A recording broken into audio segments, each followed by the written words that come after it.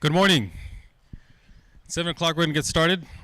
Welcome to the operational briefing for the park incident for the operational period of August 19th through the 20th, 0700 to 0700 hours. My name is Gabe Garcia. I'm the planning section chief for the park incident. I ask that you please mute your phones, silence your radios, and take any sidebar conversations outside the briefing area.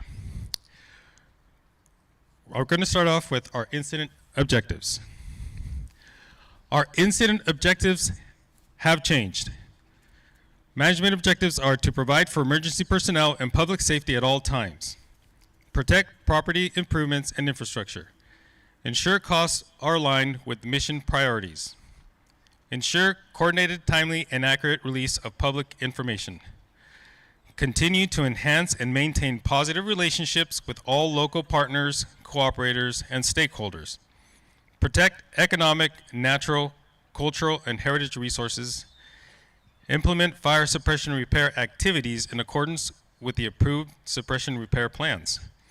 Our control objectives: keep the fire north of Skyway, keep the fire east of Highway 99, Highway 36, Mountain Road, Rock Creek Road, and Wilson Hill Road.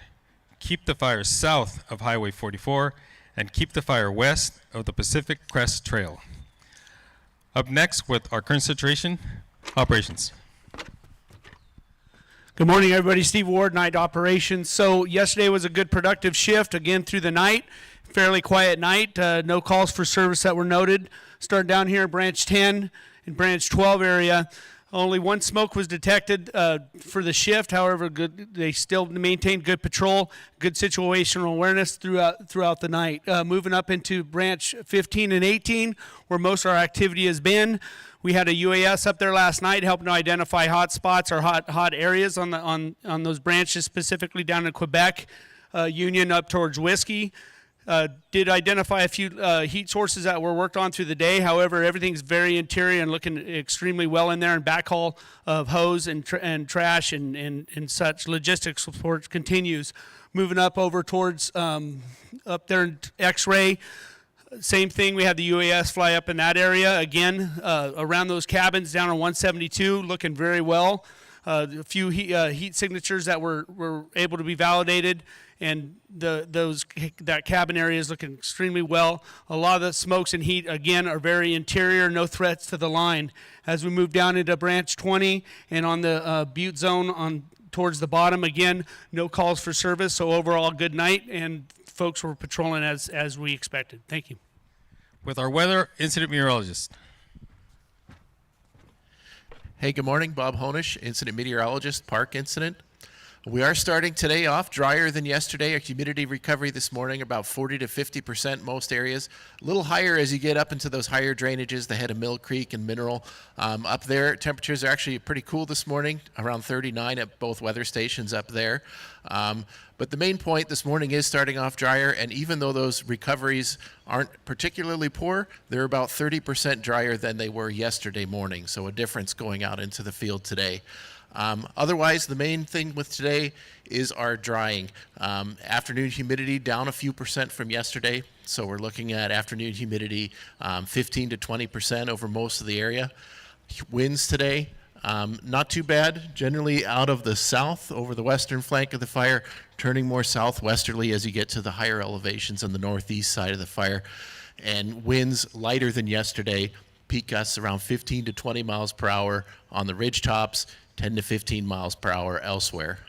Looking towards this evening, we do see the winds turn around to down drainage or from the east across most areas by around 2100, with humidity beginning to recover. However, tonight's humidity recovery will be worse than this morning's, so we're looking at poor to moderate and about 30 to 40% for humidity recovery overnight tonight. We stay in this drier, bit warmer weather pattern through at least the middle of this week, with some changes out there beginning Thursday. That's your fire weather forecast. Have a good, safe shift. Up next, fire behavior. Good morning, Jan Smoots, fire behavior analyst for the park incident. So with those warmer and drier conditions today, you can expect that the fuels are going to react to that and be a little more flammable, a little more available for new ignitions. We still have some potential out in branch 15 for any spot fires that may have been blown across the line with the winds on Saturday to become active, and will have increased risk of active fire behavior around the perimeter of the fire, especially any of those areas where you've got those south to southwest winds aligned with the slopes. So we've got a lot of people working out in remote areas of the fire that haven't seen activity in quite some time, and we've got a lot of folks that are working doing suppression repair or patrol and mop up in areas with a lot of light and flashy fuels. I'd like everybody to review the common denominators of fire behavior on tragedy fires found on page 3 of your IRPG today. Make sure your folks get a good briefing and have a productive day. And now your safety message. Hey, good morning, Jason Novak. Everybody turn to page 6 for me, please. So on this page here, this is your safety message. A lot of words put into sentences. These are for you. These are for your crews. So please make sure you get a good briefing to your crews before they go on the line.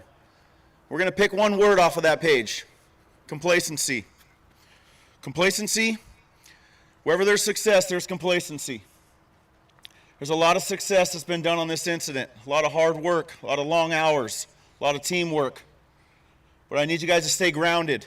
Remember where that success came from. Remember what you learned along the way. I want you to fight routine. Embrace change. The whole, if it's not broke, well, break it. Complacency is the enemy of success. Have a good shift. Air operations. Good morning, Tom Swanson, Air Operations. For today's aircraft lineup, we have 4 Type 1 helicopters, 1 Type 2 with crew, and 2 Type 3 helicopters to support recons and HELCO if needed. They're all working out of the Red Bluff Municipal Airport as the helibase. We also have Copter 606 Vina Helitac available for day hoist operations, and we have an Army Guard helicopter out of Benton Airport in Reading that's available for night hoist if needed. Additionally, we'll have UAS operations again on the north side of the fire this evening. Now with your medical plan, medical unit leader. Good morning, Luke McAlpine Medical. Going out to support operations today, we're going to have 4 teams of line medics. One of them will be on a 12-hour shift, 2 REMS teams on a 24-hour shift. Our ambulances, we're going to have 1 ambulance, 12-hour day, 12-hour night. And then back here at base camp, we have CalMat and MERT set up for medical treatment and supplies. Every single one of us on this incident have the ability to come across a medical emergency. Please take the time to review the medical reporting procedures to make sure that we get the correct help to you in the quickest amount of time possible. If you need a reference, you can find it on page 62 of your IAP in box 6. Thanks for all the work you're doing. Have a great day. Communications. Good morning, John Brooks, Communications. Today your 205's on page 58 and 59. It's going to look very similar to the previous days. I want to point out on page 60 and 61, there's a couple of user guides for you. Page 60 is an area map. And I point that out because we're remaining on the NIFC command system with the 6 NIFC commands that are in there. Key reminders, you need to scan all 6 of those. So as you travel around the fire, whatever one of those channels is receiving any of the radio traffic on, you'll pick it up. And then that map's going to come in handy geographically where you're at as to which one of those NIFC commands you need to use. Couple things, I want you to look at your radio, just double check if you have a newer version radio, make sure it's a version 5 as your most recent clone. If you have a legacy radio, press and hold the pound button and make sure it says version 5 in there as well. We started yesterday. If you have a mobile radio that is clonable, tie in with the comms unit just to the north of COM 24 over there, and the comm techs will run out to your vehicle and they'll clone your mobile. So for your NIFC commands, again, remains the same. NIFC command 4, NIFC command 10, NIFC command 39, NIFC command 40, NIFC command 41, and NIFC command 42. Refer to the map for those locations and the mountaintops that they're at. For your tactical assignments, Butte, Bravo, Victor, X-Ray, Papa, Tango will be on CDF TAC 24. Butte, Hotel, Kilo, November on CDF TAC 25. Butte Charlie, V-Fire 26. Butte Echo Foxtrot and staging will be on NIFC TAC 5. And Butte Fire Suppression Repair on NIFC TAC 6. Tehama Delta Echo Hotel will be on, and X-Ray will be on CDF TAC 20. Tehama Juliet Lima November on CDF TAC 21. Tehama Quebec Union will be on VFire 24. And Tehama Whiskey on NIFC TAC 1, with Tehama Fire Suppression Repair on NIFC TAC 3. If the aircraft are ordered, we're remaining with the air-to-ground 8 for the command, and air-to-ground TAC for that. Reminders, CalCord and Air Guard in the event of an emergency. Have a good day. Up next, logistics. Good morning, Brian Louise Logistics.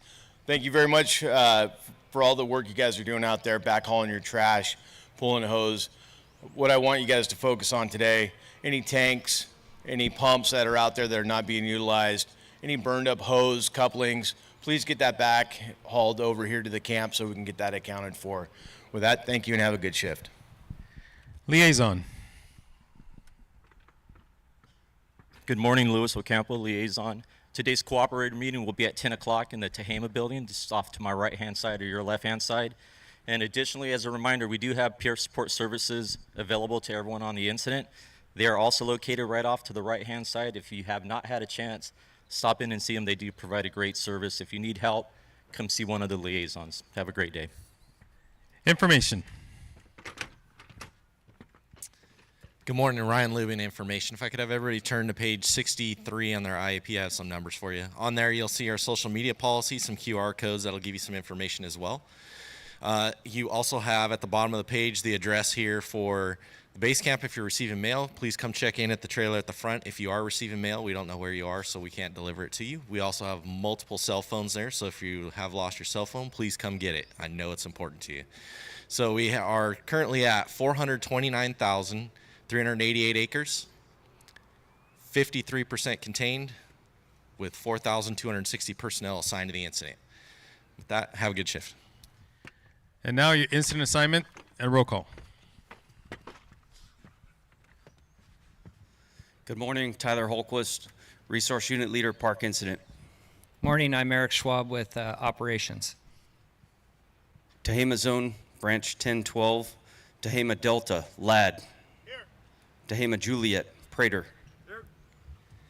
All right, for Branch 1012, we're down to just a couple of resources out there with line supervision. There's no longer a branch director in 1012. That's a good sign. We're starting to downsize and right-size that branch. So you folks know you've been out there for a couple days. There's a few special request calls for service that are in the hopper for today.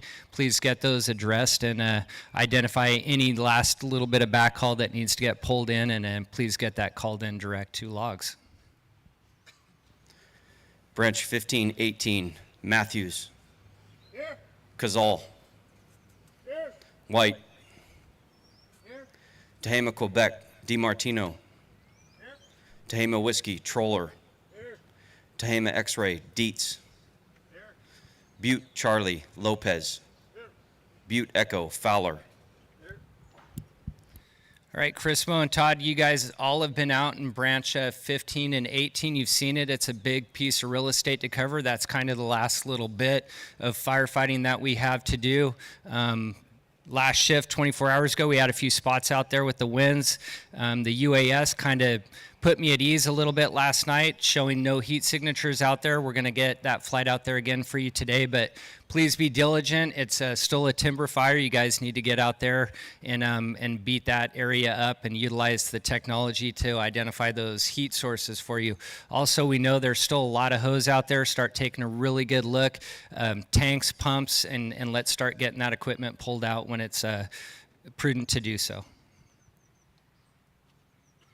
Branch, Tehama Fire Suppression Repair, Totoshini. Here. Johnson. Okay, suppression repair, you guys have been killing it the last 2 weeks, it seems like almost. I feel like we had a real productive meeting and incorporating our reads into the system a little bit better, but suppression repair is going to be a marathon here for a bit, so a nice steady pace to get that done, and let's be diligent with that work. And with that, have a safe shift. Thank you. And now with closing comments, our incident commander. Good morning, everybody. My name is Jeremy Gagne. I'm one of the Unified Incident Commanders here on the park. First of all, I'd like to thank everybody for the work that's been completed thus far. Without you, we couldn't have done it. And secondly, I want you to focus today on work assignments, attention to detail, and getting to and from the incident safely. It is very important that we continue our safety record here on the incident and make sure that we are getting to and from here as safe as we can, taking into consideration the school and the local traffic. With that, have a safe shift and let's go to work. Branch division breakouts are located in the back. You see the signs around the camp here. Unassigned resources meet with the resource unit leader. They are at the IEP table. Cooperators meeting at 10, planning meeting at 1700, and our next operational briefing is at 7. That concludes our briefing. Don't forget to unmute your phones.